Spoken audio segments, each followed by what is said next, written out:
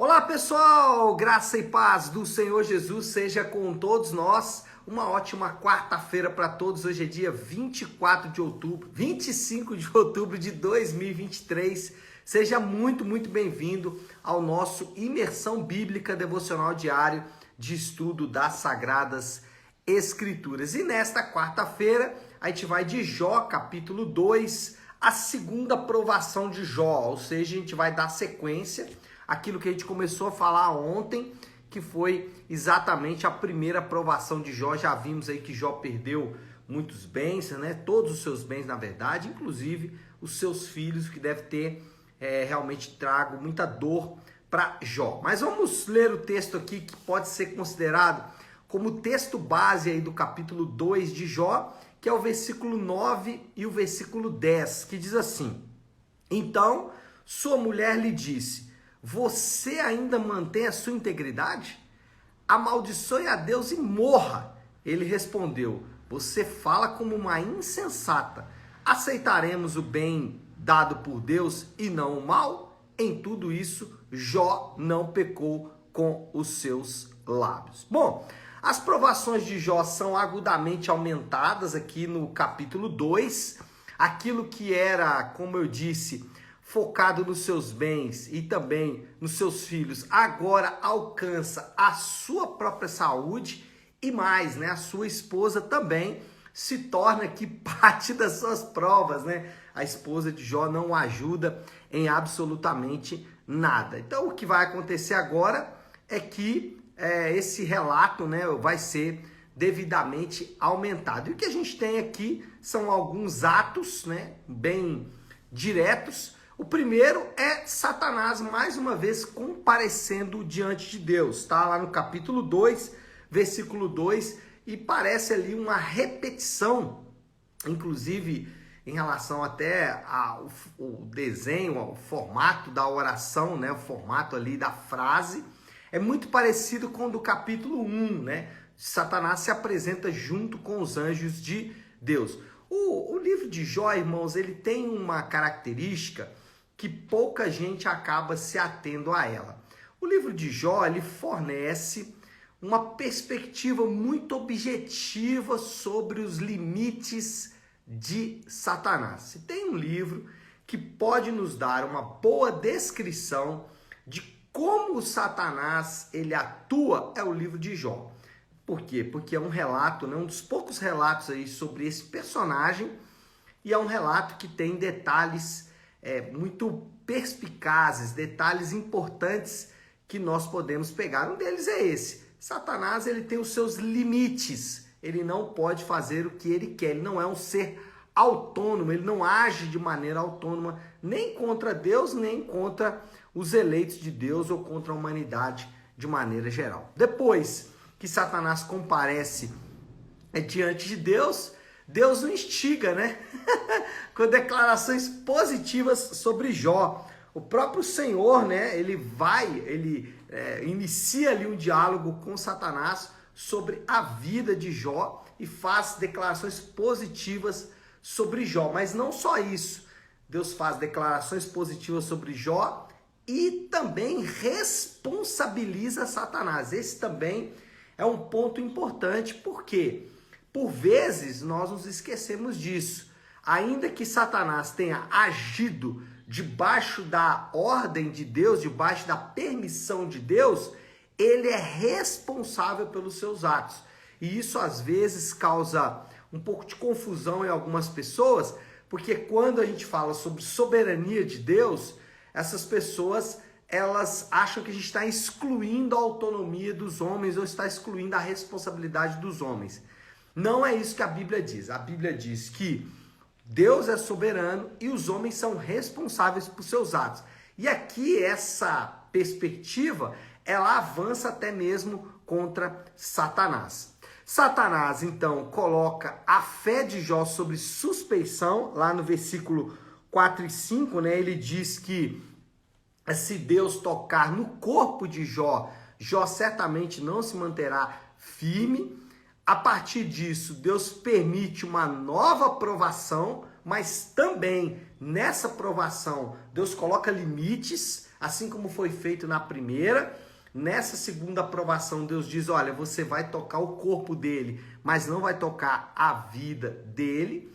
Com isso, né, com essa autorização de Deus, Satanás causa doenças terríveis em Jó, possivelmente tumores e furúnculos, né? Isso está relatado aqui no versículo 7 e 8. O texto chega a dizer que é do alto da cabeça até a planta dos pés, ali doenças que a gente não sabe, né, qual o diagnóstico seria dessas doenças hoje, mas certamente ali haviam tumores, furúnculos e tudo mais.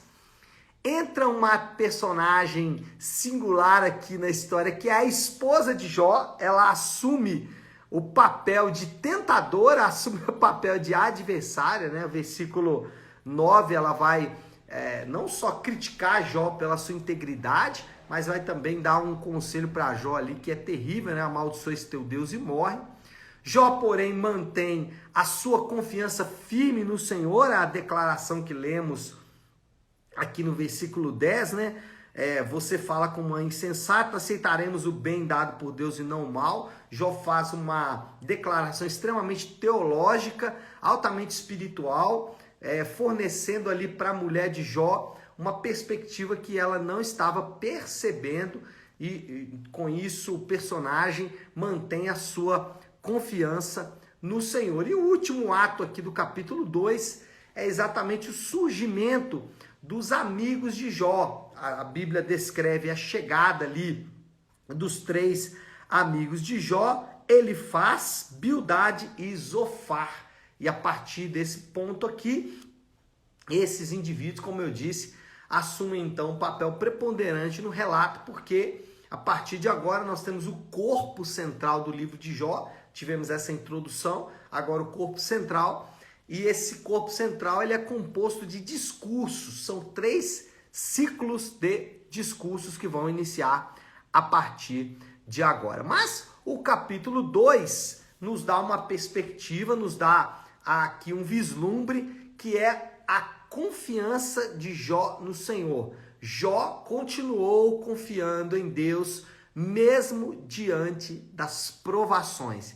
E esse é a aplicação, ou pelo menos a implicação desse texto, né? Jó, ele confiou no Senhor. E confiar em Deus abarca pelo menos 3 coisas. Confiar em Deus abarca, primeiro, deixar outras confianças.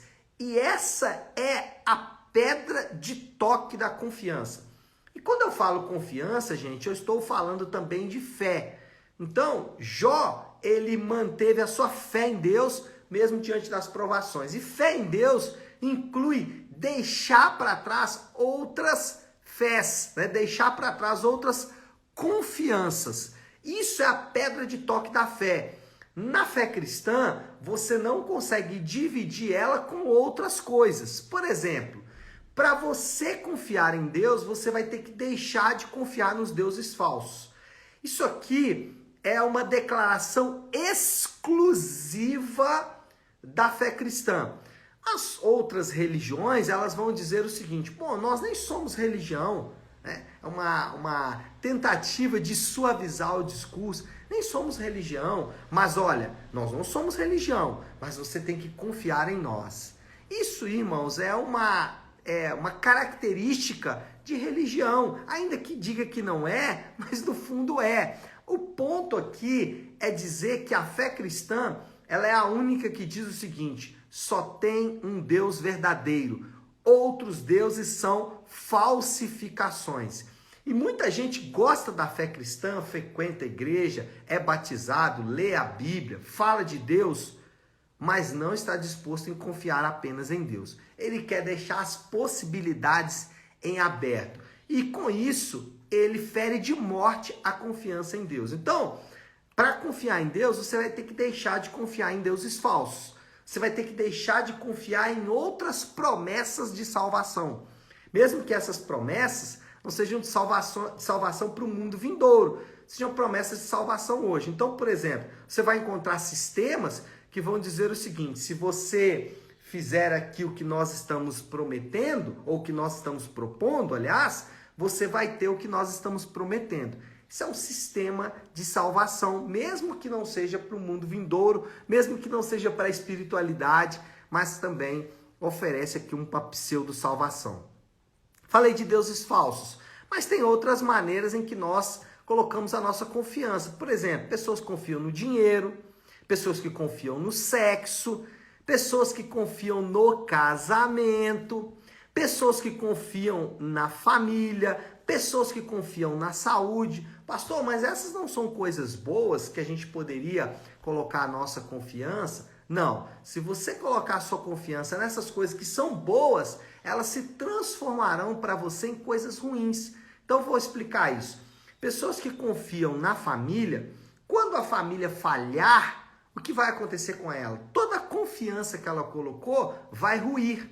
Então, a família é uma coisa muito boa, ela é fenomenal, ela é fantástica, mas ela não pode tomar o lugar de Deus. Ela não pode substituir Deus na sua vida. Se você, por um motivo ou outro, tem medo de perder, tem medo de ficar sem, isso mostra uma espécie de idolatria, a mesma coisas boas. Então, confiar em Deus, ter fé em Deus, significa deixar para trás todas as outras confianças. Então, tem gente que confia na economia, tem gente que confia no governo, e aí o que acontece? Quando a economia não vai bem, quando o governo não vai bem, toda a confiança dele vai para o espaço, né? Então, primeiro, confiar em Deus abarca deixar outras confianças, mas abarca também confiar nas promessas de Deus pela fé. A ideia aqui é, depois de você limpar a eira aí, né? Depois de você limpar o campo, é hora de você semear novas sementes. Quais são essas sementes? São as promessas de Deus pela fé. Agora, quais são essas promessas? A primeira coisa que a gente tem que ressaltar aqui, irmãos, que essas promessas, elas estão contidas nas Escrituras. Eu não sou, completamente cético em relação a promessas extra-bíblicas, né? Deus pode nos entregar promessas pessoais, isso acontece, mas a gente precisa ter um cuidado muito grande com relação a essas promessas, porque elas podem ser promessas criadas pela mente humana, tanto a sua como de outras pessoas. Qual é o melhor então? O melhor é ficar nas promessas contidas nas Escrituras. E em relação a promessas extra-bíblicas, a gente ter cuidado, analisar essas promessas aí com bastante cuidado, com bastante prudência e aguardar. Se for de Deus, vai acontecer. Se não for, simplesmente ignora, deixa para lá. Então, confiar nas promessas de Deus, nas promessas contidas nas Escrituras, nas promessas de salvação, nas promessas de perdão e nas promessas de vida eterna. Então, essas são as promessas contidas nas Escrituras. A Bíblia diz que Deus nos promete salvação, nos promete perdão e vida eterna. Confie nessas promessas, elas são suficientes para mim e para você. Então, deixar confianças para trás é a primeira coisa. Depois, semear novas sementes, ou seja, passar a confiar em Deus, nas promessas contidas nas Escrituras. E aí, essas promessas são de salvação, perdão e vida eterna. E por último, confiar em Deus abarca permanecer confiando. Isso aqui é importante porque, por vezes, nós vamos começar bem, mas como as coisas não vão caminhar como nós gostaríamos, e isso acontece inúmeras vezes, nós abandonamos a confiança no Senhor. Não devemos fazer isso. Permaneça confiando, permaneça confiando, permaneça confiando nas promessas de Deus. Não pare de confiar nas promessas de Deus. Acho que por hora foi tudo muito bem dito, né? Vou já passar aqui para a conclusão e de maneira conclusiva podemos dizer que os crentes são chamados para confiar em Deus e em suas promessas pela fé. Então, essa é o nosso chamado. O chamado de todo crente é esse: confiar em Deus e confiar nas promessas de Deus pela fé. E esse é o que está sendo ressaltado aqui no livro de Jó. Jó, ele precisou confiar em Deus, precisou confiar nas promessas de Deus para não sucumbir diante das provações. Talvez você, e aí já passamos aqui, né, para a parte de aplicação, a aplicação final aqui. Talvez você que está me assistindo aí nessa manhã ou está assistindo essa gravação, possa estar enfrentando, como Jó, um período difícil, um período complicado, um período aí em que as situações estão se agravando, estão trazendo dor ao seu coração. Se você está passando por isso, o seu desafio é colocar a sua confiança no Senhor, mesmo nesse momento difícil. Se você está passando por um período de bonança, não deixe que isso abale a sua confiança no Senhor, não deixe que isso tire os seus olhos da fonte de águas vivas e coloque os seus olhos nas cisternas rachadas. Então, está passando por um momento bom, não coloque a sua confiança nessas coisas, porque elas são falíveis, só o Senhor é infalível. E você que ainda, não colocou plenamente a sua confiança em Deus por meio de uma aliança com Deus, que a gente chama aí de um compromisso com Deus por meio do batismo, você nessa manhã é convocado a fazer isso. A primeira coisa que você tem que fazer é declarar publicamente a sua confiança em Cristo, e você faz isso por meio do batismo consciente, não o batismo, dado lá quando você é criança, que você não se lembra e tudo mais. É um batismo consciente, tá bom? Então é isso, pessoal. Acho que falamos tudo aí nessa manhã, podemos já orar. Se você puder aí, pare então um instante o que você está fazendo e vamos agora colocar tudo isso que falamos diante de Deus em oração. Vamos fazer isso?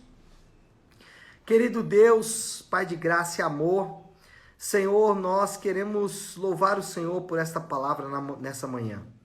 Pai, como é gratificante olhar para a Tua palavra e ver que todos aqueles que confiaram no Senhor, eles foram, Senhor, galardoados, foram alcançados pela Tua bênção.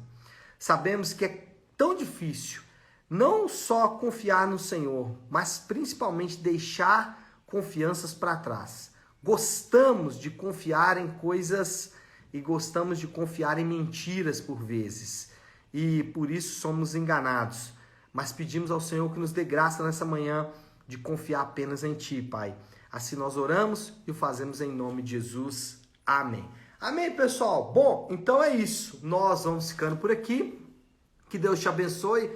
Uma excelente quarta-feira para todos. Fiquem com Deus.